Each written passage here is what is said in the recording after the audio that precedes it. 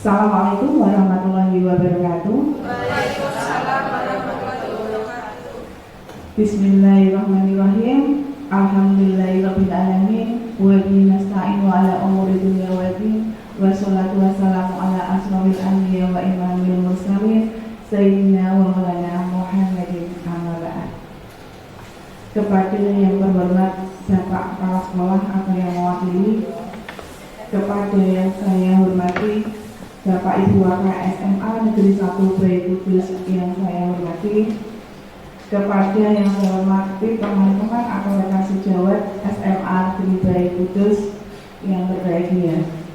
Pertama-tama mari kita panjatkan puja dan puji syukur dari Allah Subhanahu wa taala yang mana sampai saat ini kita masih diberikan nikmat sehat, nikmat sempat sehingga kita dapat berkumpul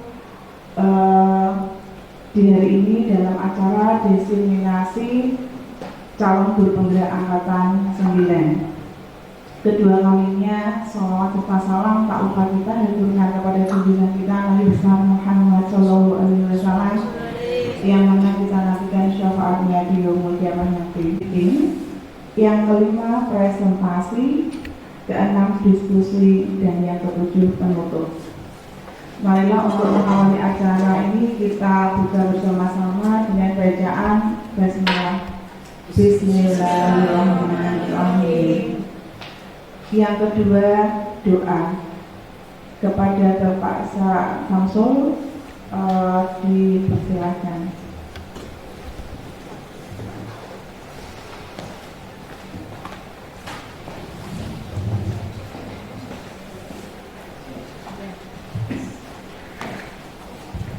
Assalamualaikum warahmatullahi wabarakatuh. Waalaikumsalam warahmatullahi wabarakatuh. A'udzubillahi minasyaitonir rajim. Bismillahirrahmanirrahim. Allahumma shalli wa sallim ala sayyidina Muhammadin fil awwalin wal akhirin wa ala alihi wa sahbihi wa sallim ajma'in.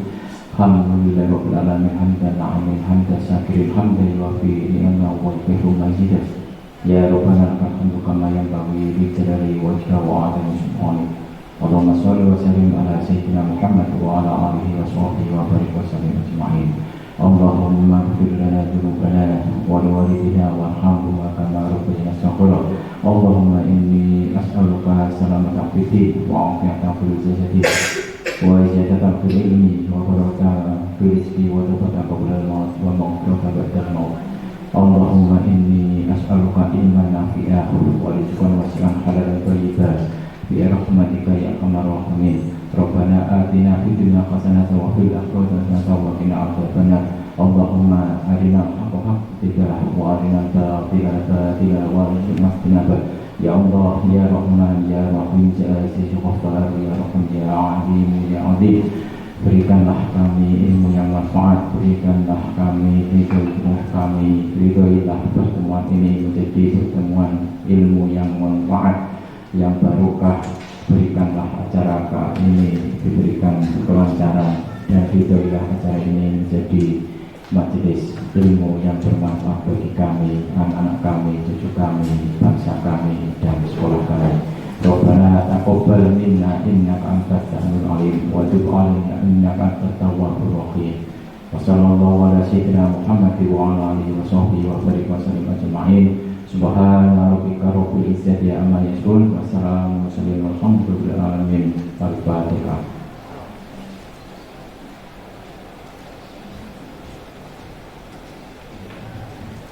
Assalamualaikum warahmatullahi wabarakatuh.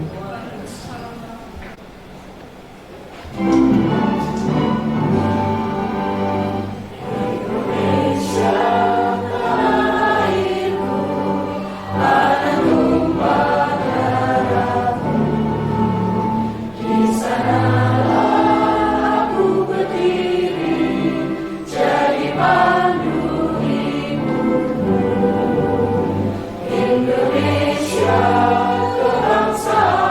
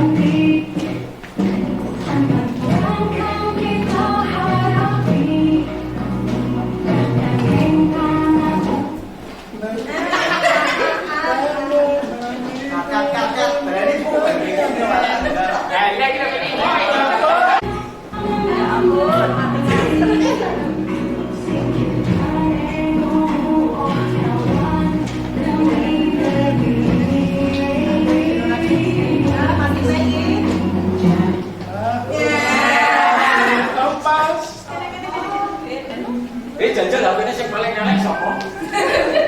Pak Kopal paling elek. Iya, Pak.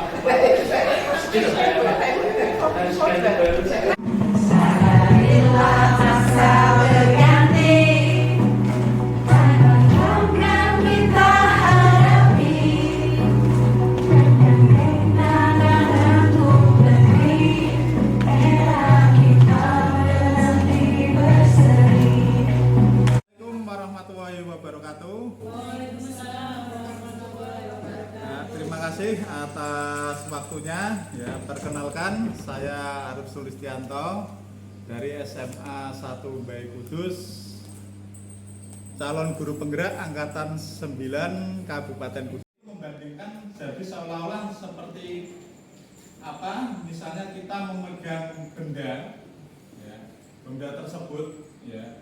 Apakah itu benda tersebut itu nanti akan dipaksa misalnya direbut oleh seseorang itu dengan misalnya bisa lewat cara direbut dengan cara paksa ataukah dengan jalan yang pakai persuasif, ya, diminta secara halus. Ya. Seperti itu juga penanaman disiplin yang ada di sekolah. Budaya positif di sini nanti menimbulkan yang namanya disiplin positif dan nilai-nilai kebajikan universal berdasarkan teori kontrol atau dari William Glasser, yaitu paradigma yang mengenai budaya positif itu yang sudah berjalan itu guru itu sebagai untuk memaksa. Jadi misalnya yang punya kekuasaan itu bisa memaksa bawahannya dan seperti itu. Ya, itu dengan cara yang halus atau mungkin dengan cara di sini itu nanti pembiasaan-pembiasaan yang memungkinkan anak itu memunculkan itu yang ada dalam dirinya masing-masing.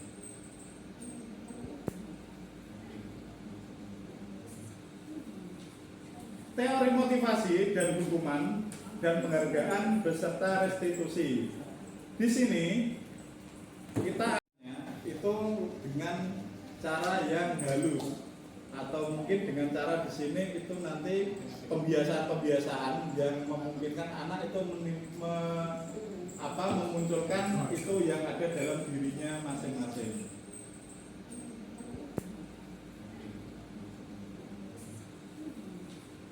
Teori motivasi dan hukuman dan penghargaan beserta restitusi.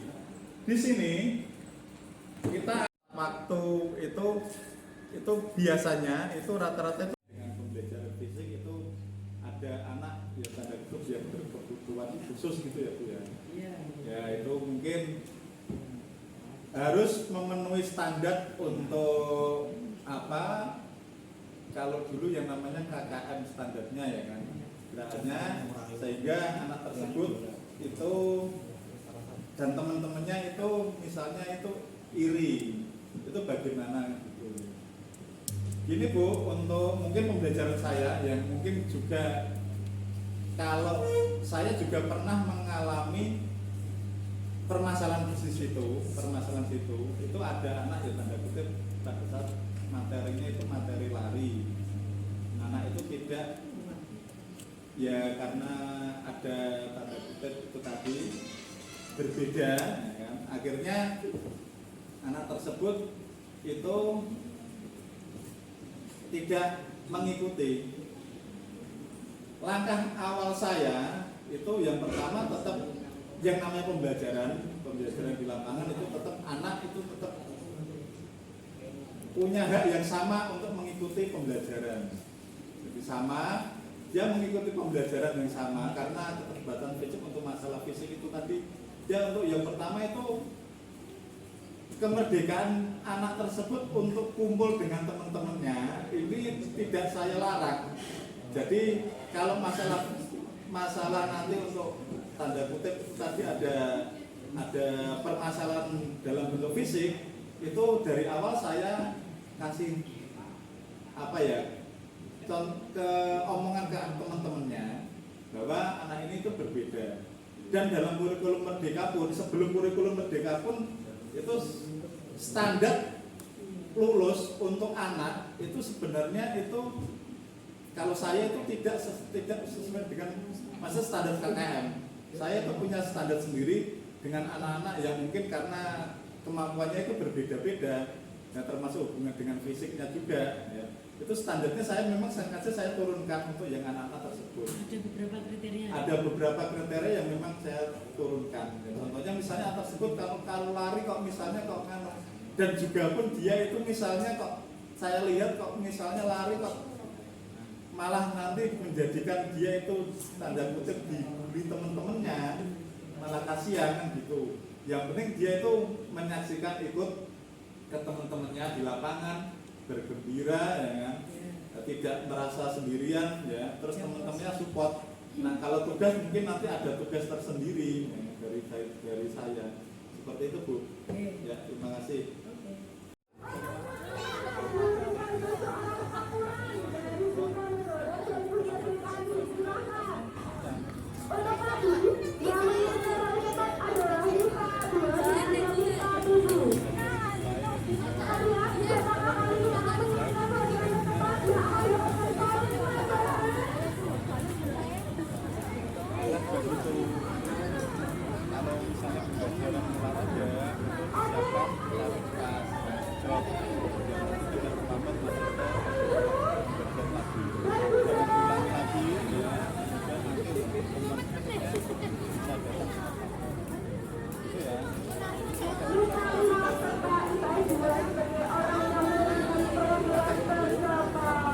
Assalamualaikum warahmatullahi wabarakatuh. Nama saya Renata Nurul Adha dari kelas 11 F2. Saya berjanji tidak akan mengulangi kesalahan saya lagi karena saat pelajaran olahraga saya tidak memakai baju olahraga dikarenakan baju saya masih diwangi. Terima kasih. Pembelajaran matematika, sehingga pada saat pembelajaran tersebut berlangsung, dia lebih banyak berdiam diri atau menggambar di buku pelajarannya. Pada saat guru matematikanya Pak Danu itu gaya belajarnya, mungkin bakat minatnya. Jadi di sini memang untuk pembelajaran kurikulum merdeka itu istilahnya di sini itu tidak teacher sentris tapi student sentris. Jadi kita memfasilitasi anak untuk mempertebal apa yang sudah dimilikinya berdasarkan kodrat itu tadi. Itu untuk pertanyaan reflektifnya, saya kira sudah mewakili dari apa yang sudah kita mungkin permasalahan itu sering kita jumpai di lingkungan kita masing-masing.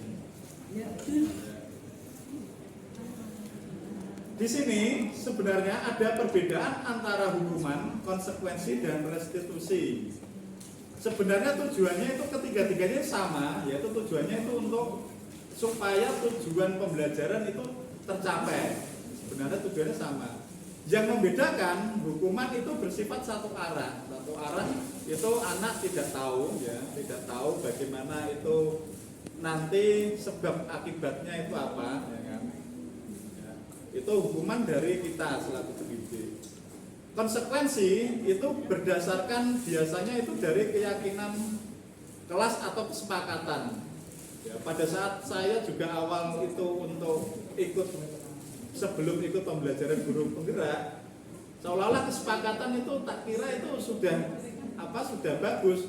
Kita anak-anak di kelas itu membuat kesepakatan, ya kan, membuat kesepakatan, dan konsekuensinya itu sesuai dengan kesepakatan masing-masing.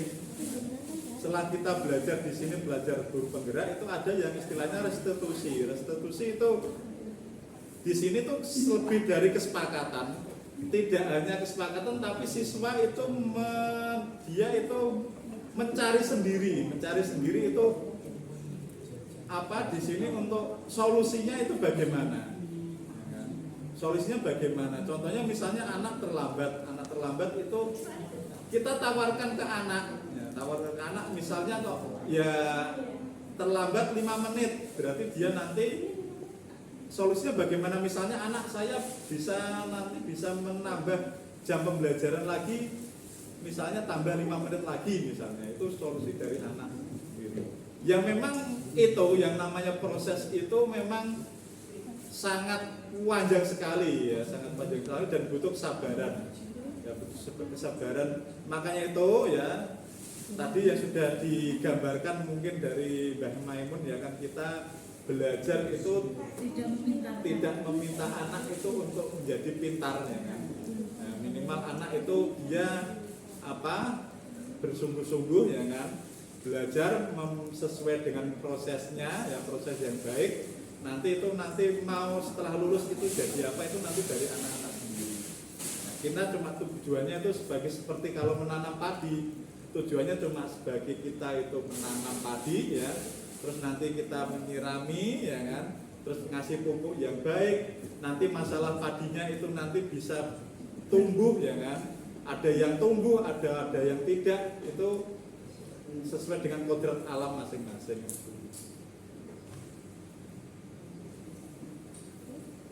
Kebutuhan dasar di sini ada kebutuhan dasar yaitu semua itu punya kebutuhan dasar, yaitu kebutuhan dasar bersifat survival ya.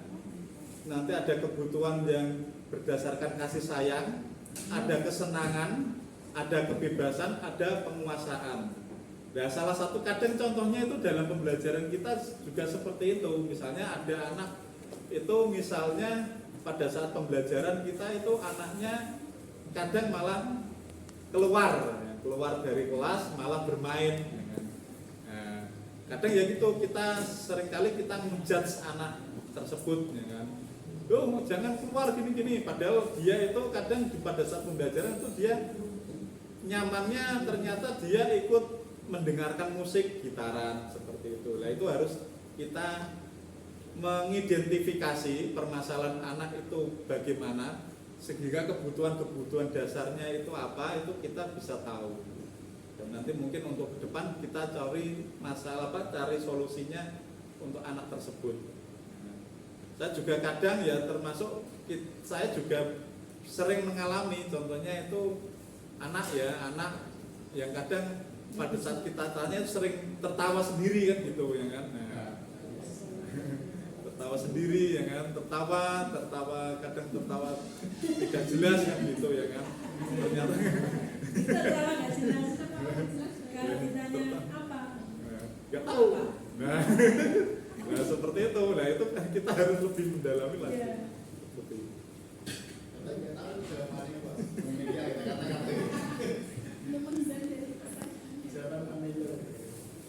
Yang mungkin yang di sini, yang saya tekankan di sini itu tentang keyakinan kelas. Keyakinan kelas itu hal-hal yang sudah kita sepakati ya. Mungkin kalau biasanya yang sering kita ada di sini itu kan peraturan sekolah atau peraturan yang kita buat itu peraturannya bersifat satu arah. Kadang juga di kurikulum Merdeka ini biasanya kadang guru itu punya kesepakatan kelas masing-masing, dan setiap guru itu punya kesepakatan masing-masing dengan siswanya. Ya, misalnya contohnya saja kesepakatan pada saat pembelajaran di kelas boleh minum nggak apa-apa kalau itu sudah kesepakatan masing-masing, ya kan? Atau boleh misalnya pada saat kegiatan bagaimana serius tapi santai, ya kan? Nggak masalah, itu karena kesepakatan masing-masing. Dan kesepakatan tersebut itu harus dua arah antara siswa dan guru, dan itu menjadikan satu, dan itu yang dinamakan keyakinan kelas. Nah, makanya itu keyakinan kelas di sini yang ditekankan di sini, itu keyakinan kelas itu nanti supaya menimbulkan rasa dari dalam siswa itu patuh, tidak hanya sekedar patuh, tapi dia itu memang ada yang dari dalam itu karena sudah kesepakatan masing-masing dia mematuhi peraturan tersebut. Ya. Itu saja mungkin dari saya. Ya. Langsung saja singkat, ya kan? Ya, terima kasih untuk presentasi saya berhubungan dengan budaya positif. Ya, mungkin nanti kalau ada pertanyaan, tadi sudah ada refleksi, silakan bisa ditanyakan. Ya, atau mungkin ada masukan, silakan bisa ada masukan. Ya, terima kasih untuk presentasi dari saya. Assalamualaikum warahmatullahi wabarakatuh. Bagaimana? Kita itu harus mengetahui ya, siswa itu nggak sama satu sama yang lain, itu nggak sama. Jadi saya sendiri baru tadi pagi itu ada pengalaman gini. Gimana cara mensikapi jikalau ada murid jenengan itu ada yang mungkin secara fisik itu tidak mendukung, padahal dia harus menyelesaikan beberapa hal dalam bidang fisik misalkan gitu ya. Kemudian apa yang akan Anda lakukan jika ada beberapa murid yang iri ataupun cemburu dengan perlakuan istimewa kepada murid tersebut?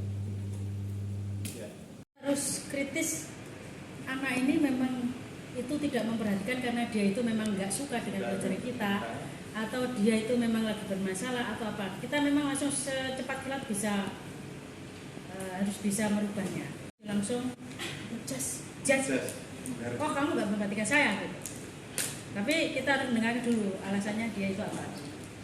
Soalnya tadi pagi itu sama gitu, ada satu murid itu memang benar tidak mampu untuk di depan, ya kamu nanti bisa dengan merekam atau langsung bicara konsultasi sama saya, nggak apa-apa.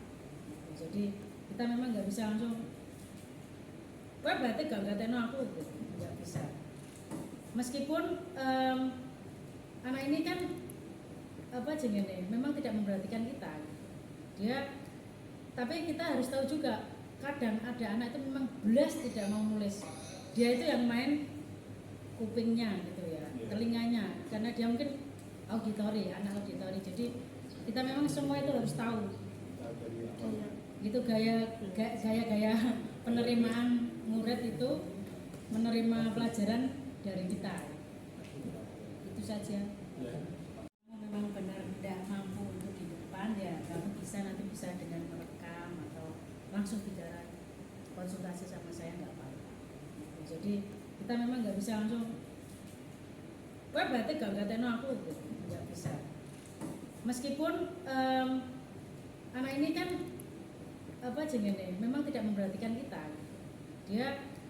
tapi kita harus tahu juga kadang ada anak itu memang belas tidak mau nulis, dia itu yang main kupingnya gitu ya, telinganya, karena dia mungkin anak auditori. Jadi kita memang semua itu harus tahu.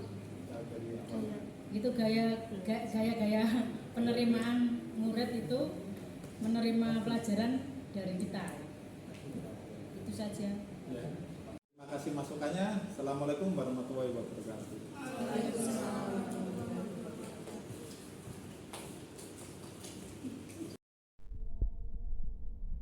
Terima kasih atas waktu yang telah diberikan Pak Sulis. Dari pemaparan yang telah disampaikan tadi, bahwa budaya positif yang diterapkan di kelas merupakan sebuah proses yang tidak bisa hasilnya dilihat seketika itu juga, Artinya penerapan restitusi atau segitiga restitusi ini memang betul harus dimulai, dan kita tidak bisa melihat hasilnya secara instan atau langsung. Namun ketika budaya positif itu segera dimulai di lingkungan sekolah kita, maka hasilnya akan diketahui nantinya.